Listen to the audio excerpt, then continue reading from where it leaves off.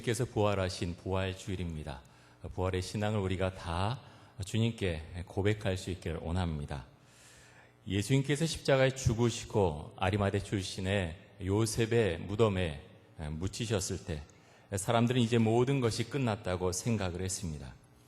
예수님께서는 제자들에게 내가 고난을 받고 다시 살아날 것이라고 3번이나 제자들에게 말씀을 하셨지만 제자들은 그 사실을 믿지 않았습니다. 그런데 이런 내용을 유대 종교 지도자들도 알고 있었습니다. 그래서 빌라도에게 찾아갑니다. 빌라도에게 요청하기를 예수의 제자들이 예수의 시체를 찾아다가 예수께서 부활하셨다고 그렇게 소문을 내면 잘못 민심이 흉흉할 수 있으니 그 무덤을 지켜달라고 요청을 합니다. 그에 빌라도가 이렇게 말하지요. 너희가 그럴 힘이 있으니 너희가 가서 경비를 서라고 이야기를 합니다. 그래서 유대 종교 지도자들은 경비병을 데리고 가서 큰 돌로 무덤 입구를 막아버리고 무덤을 지키게 됩니다. 오늘 본문에 보면은 3명의 여인이 나옵니다. 막달라 마리아와 야고보의 어머니 마리아 그리고 살로메입니다.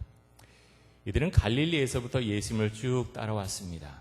예수님과 함께했고 예수님과 함께 기뻐했고 예수님과 함께 기도하던 여인들이었습니다. 예수님께서 십자가에 달리셔서 죽어가는 모습 또한 밑에서 지켜보았습니다. 아리마대의 그 무덤으로 그렇게 옮겨지는 모든 것도 확인하고 지켜봤을 것입니다. 그 위치를 확인하고서 안식일이 지나고 다음날 새벽에 여인들은 예수님의 무덤을 향해서 갑니다. 큰 돌이 그 앞에 가로막혀 있다는 것을 알고 있었을 것입니다. 그럼에도 여인들은 그 무덤을 향해서 갑니다. 마지막 인사를 드리고 싶었던 것이죠. 그런데 놀랍게도 무덤 입구는 열려 있었고 예수님의 시신은 사라져 버렸습니다. 그리고 여인들을 더 놀라게 했던 것은 그곳에서 만난 흰 옷을 입은 청년이었습니다. 천사였지요. 천사가 2가지를 여인들에게 이야기합니다. 오늘 말씀 가운데서 16장 마가복음 16장 5절에서 7절까지 보겠습니다. 제가 읽겠습니다. 5절부터 봅니다. 무덤에 들어가서 흰 옷을 입은 한 청년이 우편에 앉은 것을 보고 놀라매 청년이 이르되 놀라지 말라. 너희가 십자가에 못 박히신 나사렛 예수를 찾는구나. 그가 살아나셨고 여기 계시지 아니하니라. 보라 그를 두었던 곳이니라. 가서 그의 제자들과 베드로에게 이르기를 예수께서 너희보다 먼저 갈릴리로 가시나니 전에 너희에게 말씀하신 대로 너희가 거기서 배우리라 하라 하는지라. 아멘. 자, 2가지를 천사가 이야기하죠. 첫 번째는 예수님께서 죽었던 곳에서 다시 살아나셨다 하는 부활의 소식을 알려주었고요. 2번째는 제자들에게 가서 무엇이라고 이르냐고 하면은 예수님께서 너희보다 먼저 갈릴리로 가실 것이다. 그곳에서 만나자고 하신다. 그렇게 전하라고 했습니다. 여인들이 어떤 반응을 보입니까? 여인들은 무서워합니다. 무서워 떨면서 나가서 아무에게도 아무 말도 하지 못했다. 이렇게 말씀하고 있습니다. 여러분, 우리는 예수님의 부활 사건을 어떻게 받아들이고 있습니까?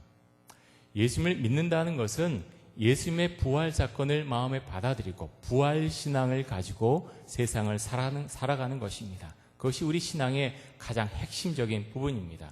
그것이 기독교인이자 그것이 그리스도인의 모습입니다. 성경에 나오는 많은 사람들이 처음에 부활 사건을 믿지 않았습니다. 심지어 예수님과 늘 같이 다니던 제자들도 믿지 않았습니다. 엠마오로 가던 2 제자도 믿지 않았습니다. 예수님을 직접 만나서야 그 사실을 믿을 수 있었습니다. 여러분, 어떻게 그 부활을 믿으십니까? 우린 예수님을 만날 수도 없습니다. 그런데 어떻게 부활을 믿으십니까? 그 부활은 주님께서 우리로 하여금 믿어지게 하시는 것입니다. 성령께서 우리의 마음에 임재하셔서 그 사건을 믿어지게 하시는 것입니다. 그리스도인들은 어떤 사람들입니까? 예수님을 끝까지 따라가겠다고 고백하는 사람들이 그리스도인들입니다. 오늘 말씀에 나온 여인들은 도망가지 않았습니다. 위협적인 요소, 그들에게 겁을 줄 수 있는 여러 상황들이 있었지만 여인들은 도망가지 않았습니다. 여러분, 우리는 어디까지 주님을 따라갈 수 있겠습니까? 요한복음 15장 5절에 보면 이렇게 말씀하시죠. 우리가 잘 아는 말씀인데요. 우리 같이 한번 읽어보겠습니다. 같이 읽습니다. 시작. 나는 포도나무요 너희는 가지라. 그가 내 안에 내가 그 안에 거하면 사람이 열매를 많이 맺나니 나를 떠나서는 너희가 아무것도 할 수 없음이라. 아멘. 여러분 이 말씀을 믿으십니까? 너무나 많이 받고 또 많이 암송하는 말씀이죠. 너희가 나를 떠나서 아무것도 하지 못한다 말씀하셨습니다. 만약 이 사실이 믿어진다면 여러분은 부활신앙을 갖고 있는 분들입니다. 왜냐하면 예수님께서 이미 죽은 사람이라면, 죽은 신이라면 우리는 죽은 신을 믿을 이유가 없기 때문입니다. 부활의 신앙이 마음속에 있기 때문에 이 말씀을 믿고 예수님과 함께 살아갈 수가 있습니다. 여러분 세상 살아가시는 거 어떠십니까? 돈 벌기 참 어렵지요? 참 어렵다고들 많이 이야기합니다. 돈 버는 거 어렵습니다. 자녀 양육하는 것도 어렵습니다. 여러 가지 어려운 것들이 얼마나 많은지 모릅니다. 그런데 이런 가운데에서 여러분 어떠십니까? 마음속에 근심과 어려움도 있으시죠? 그럴 때 여러분은 어떻게 하십니까? 하나님을 믿는 사람과 믿지 않는 사람과의 차이가 무엇입니까? 우리는 하나님의 말씀을 믿고 그 말씀에 의지해서 기도하며 그 말씀 믿은 대로 살아가는 사람들, 그 사람들이 바로 그리스도인입니다. 베드로전서 5장 7절에 보면 이렇게 말씀하십니다. 우리 같이 한번 읽겠습니다. 시작. 너희 염려를 다 주께 맡기라. 이는 그가 너희를 돌보심이라. 아멘. 미래에 대해서 생각하지 말라는 게 아닙니다. 미래에 대해서 계획하지 말라는 게 아니죠. 많은 사람들이 사실 미래에 대해서 걱정하지만 바뀌지 않은 미래에 대해서 쓸데없는 걱정들을 많이 하기도 합니다. 너희 염려를 다 주께 맡겨라 그랬습니다. 우리의 미래를 위해서 기도하고 계획하지만 주님께서 나에게 주신 생각, 그 믿음을 가지고 제가 앞으로 갈 때 주님께서 나를 돌봐주실 줄로 믿습니다. 우리는 그렇게 주 앞에 고백해야 됩니다. 여러분 이것은 많은 차이가 있습니다. 많은 말씀을 내가 읽고 그 말씀을 배우고 암송하지만 그것을 믿고 그 말씀 가운데 그렇게 기도하고 살아가는 사람들은 그 말씀대로 인생이 펼쳐진다고 하는 것입니다. 성경에 나타난 예수님은 어떤 분이십니까? 유대인 사회 가운데 예수님은 정말 이상한 분으로 보였을 것입니다. 굉장히 낯선 모습으로 보여지게 됩니다. 유대 랍비들과는 정말 다르게 예수님은 유대인 사회의 낮은 계층이었던 창녀와 세리들과도 스스럼 없이 어울리던 분이셨습니다. 굉장히 특이하게 보였을 것입니다. 예수님은 한 영혼에 있어서 한 영혼에게 누구에게나 관심 있으셨던 분이셨습니다. 지난 주간에 담임 목사들 간담회가 있었는데 종로에서 기독교회관에서 잠시 모임이 있었습니다. 주제가 무엇인가 하면 다음 세대를 위해서 우리는 어떻게 할 것인가. 어느 장신대 교수님이 주최를 하셨는데 한 15분 정도가 오셨습니다. 고난주간이라서 굉장히 바쁜 시간이었지만 너무나 중요한 문제였기 때문에 저도 참석을 했습니다. 그런데 교수님께서 강의하시는 중에 이런 이야기를 하셨습니다. 어느 교회 가서 설교하고 강의하신 다음에 어느 학생이 본인을 찾아왔다고 했습니다. 중학교 학생인데 이런 이야기를 했다고 합니다. 우리 교회 전도사님은요, 주일에 처음 우리가 가면은 참 반갑게 맞아주세요. 너무너무 반갑게 맞아주시는데 사실은 그걸로 끝이에요. 우리 전도사님이 관심 있어 하는 것은 우리 중등부가 부흥하는 것.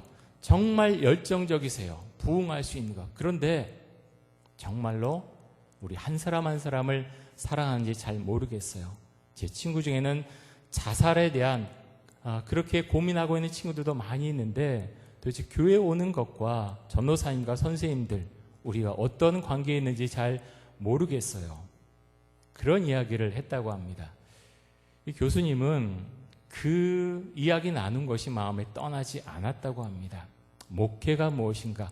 저도 그 이야기를 들으면서 나는 잘 목회하고 있는가?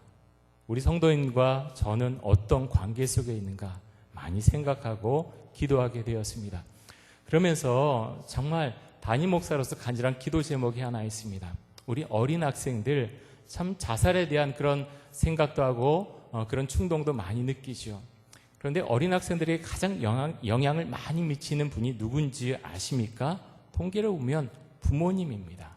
부모님을 보면서 가장 많은 영향을 받는다고 하는 거죠. 그래서 우리 천국의 성도님들 정말 주 안에서 바로 서십시오. 특별히 부모님들 주 안에서 바른 신앙을 갖고 있을 때 우리 자녀들이 그것을 바라봅니다. 안 바라보는 것 같지만 우리 엄마 아빠가 정말 하나님을 믿고 있는지, 부활 신앙을 가지고 세상을 살아가는지 그것을 평가하고 바라보고 있다고 하는 것입니다. 그래서 믿음으로 고백하시고요. 저는 우리 성도님들이 정말 제가 그렇게 많이 또 관심 갖고 기도하지만 한 사람 한 사람으로 하나님 앞에 섰을 때 성장하고 성숙한 사람으로 하나님 앞에 그렇게 서 있기를 간절히 원합니다. 교회 오신 지 얼마 되셨습니까? 적어도 1년 이상 되신 분이시라면 정말 말씀에 대해서 고민하고 내가 하나님을 왜 믿고 있는가? 왜 예배에 참여하는가? 나와 하나님과는 어떤 관계인가? 나는 어떤 생각 속에서, 어떤 신앙 속에서 지금까지 신앙생활을 해왔는가? 주 앞에 기도하시기 바랍니다. 여러분이 하나님을 믿는 이유는 무엇입니까? 제가 그런 이야기를 듣습니다. 목사님, 목장교회 참 좋지요. 그런데 제가 왜 목장교회 가서 제가 왜 사는 이야기를 왜 꼭 굳이 해야 됩니까? 그거 안 해도 잘 살아왔습니다. 무슨 말씀인지 알겠습니다. 그런데 여러분, 교회는요, 혼자 존재하는 곳이 아닙니다. 교회는 공동체입니다. 영적 공동체입니다. 초대교회는 늘 함께 했습니다. 함께 기도하고, 함께 찬양하고, 함께 밥 먹고, 함께 나아갔습니다. 그래서 모이셔서 내가 주님을 믿고 어떻게 사는지 함께 좀 나누시라고 말씀드리는 것입니다. 어려우시죠? 나의 이야기를 했을 때 옆으로 퍼져나가면 어떠나 그런 염려도 있습니다. 그럼에도 불구하고 담임 목사로서 정말 그렇게 간곡하게 권면을 드리고 싶습니다. 왜냐하면 주님을 믿는 것, 단지 이 자리에 참여하고 돌아가서 주님을 잊고 살아가는 것, 혹시라도 그런 모습이 되면 안 되겠다고 생각해서 목장교회로 모여서 서로 신앙을 나누라고 말씀을 드리는 것입니다. 여러분, 그런 가운데서 하나님께서 우리 교회를 더 아름다운 공동체로 만들어 주실 줄로 믿습니다. 예수님께서 복음서에 보면 오늘 말씀에도 나오는데요, 죽으시고 부활하신 다음에 천사를 통해서 말씀하셨지요. 먼저 갈릴리로 가셔서 제자들을 기다리시겠다 말씀하십니다. 지금 예루살렘의 상황은 어떤 상황입니까? 예루살렘은 예수님의 대적자들로 가득 차 있습니다. 하지만 갈릴리는 참 예수님과 제자들에게 굉장히 푸근하고 좋은 것이었습니다. 좋은 추억들이 많이 있던 장소였지요. 예수님께서는 제자들이 다시 이곳에서 회복되기를 간절히 원하셨습니다. 제자들을 갈릴리 호숫가에서 만나시고 특별히 베드로에게 물으시죠. 내가 나를 사랑하느냐? 내가 나를 정말로 사랑하느냐? 내가 나를 사랑하느냐? 묻습니다. 동일하게 우리에게도 물어보십니다. 여러분, 정말로 주님을 사랑하십니까? 정말로 주님을, 예수님을 사랑하십니까? 그 대답을 정말 바로 할 수 있다면 우리는 신앙생활 잘 할 수 있습니다. 왜 그러냐 하면 우리가 예수님을 사랑하고 예수님께서 우리 한 사람 한 사람을 사랑하시기 때문입니다. 예수님은 유대인 사회의 변혁을 일으키셨던 분이십니다. 예수님은 사회적으로 어려움을 당하는 사람들을 외면하지 않으셨습니다. 세리장 삭개오의 삶을 바꿔주셨고 세리였던 마태를 부르셔서 12제자 중에 한 사람으로 삼으셨습니다. 창녀들과 죄인들과 식사하고 이야기 나누시는 것을 전혀 부끄러워하지 않으셨습니다. 여러분, 오늘은 부활주일이기도 하면서 세월호 사건이 일어난 지 3주년이 되는 날입니다. 2014년 4월 16일에 세월호가 침몰했습니다. 많은 사람들이, 특별히 어린 학생들이 그날 죽임을 당했습니다. 아직도 시신을 찾지 못한 분들이 있습니다. 9구를 아직 찾지 못했는데 기도해 주십시오. 빨리 찾을 수 있도록. 그 부모님들의 마음이 얼마나 아프겠습니까? 유족들의 마음이 얼마나 아프겠습니까? 이 사건은 이미 끝난 사건이 아니라 아직도 진행 중입니다. 왜 그런 사건이 일어났는지, 어떻게 그것을 다시 그런 사건이 일어나지 않도록 방지할 수 있는지 좀 더 명확하고 투명하게 모든 것이 밝혀질 수 있어야 되겠습니다.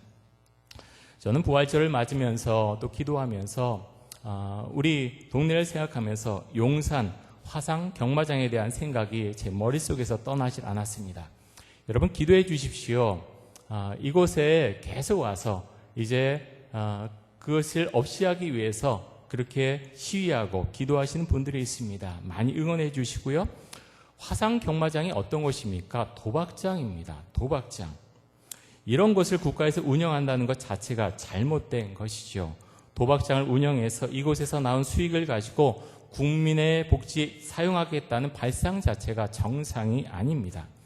앞으로 그곳에 키즈 카페도 들어서게 된다 그러고 여러 가지 복지시설이 들어선다고 합니다. 여러분 이촌동교회 교인들은 절대로 그런 곳에 출입하지 마십시오. 이렇게 해서 복지시설을 마련하는 것은 마치 한 가정에 가장이 나가서 도박을 해서 돈을 벌어서 내 자녀 교육을 시키고 내 자녀를 잘 키우겠다. 그것과 하나도 다르지 않습니다. 왜 정부가 이곳에 손을 대지 못합니까? 이유는 단 한 가지밖에 없습니다. 엄청난 돈이 그 도박장을 통해서 쏟아져 나오기 때문입니다.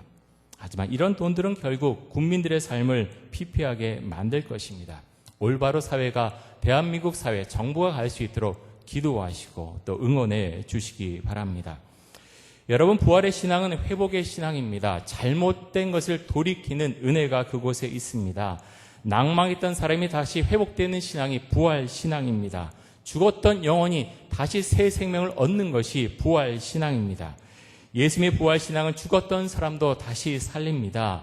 예수님의 부활 신앙은 썩어 있는 것을 도려내며 다시 살려냅니다. 예수님의 부활 신앙은 죽어가는 사회를 다시 살립니다.